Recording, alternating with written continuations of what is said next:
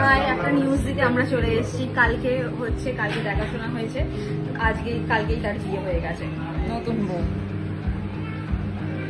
নতুন বর, জামাইবাবু, আরেকটা জামাইবাবু, ননদ, আমরা সবাই ননদ।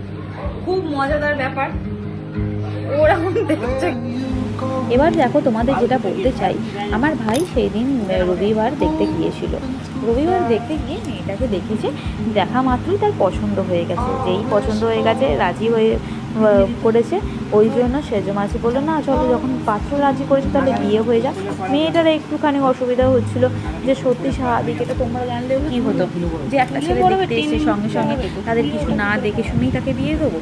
এইবার মেয়েটার বাড়ির সবাই লোক ছেলেটার বাড়িতে দেখতে এসে ছেলেটার বাড়ি, ছেলেটার কাজ বাজ সব পছন্দ হয়েছে। তারপর মেয়েটার মা সম্মতি দিতেই ছেলেটা বিয়ে করেছে। সিঁদুর দান হয়ে গেছে, নোয়া হয়ে গেছে, যেটা একটা মজাদার ব্যাপার।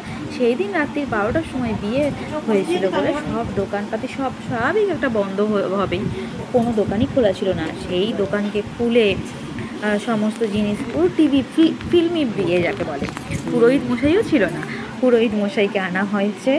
এখন নোয়া পরানো হচ্ছে, পুরোহিত মশাইকে আনা হয়েছে। নোয়া, শাঁখা, পলা, চূর্ণি, তারপরে মালা, সব অ্যারেঞ্জমেন্ট করেছে ছেলের বন্ধুরা।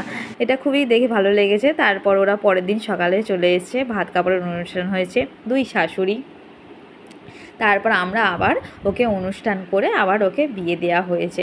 এই ফটোগুলো তোমাদের সাথে শেয়ার করলাম। দেখো তোমাদের কেমন লাগলো, ভালো লাগলে জানিও।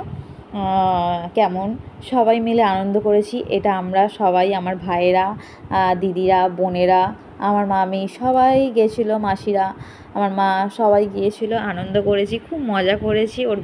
এই বিয়েটা খুব মনে থাকবে। তোমরা বলো কেমন লাগলো।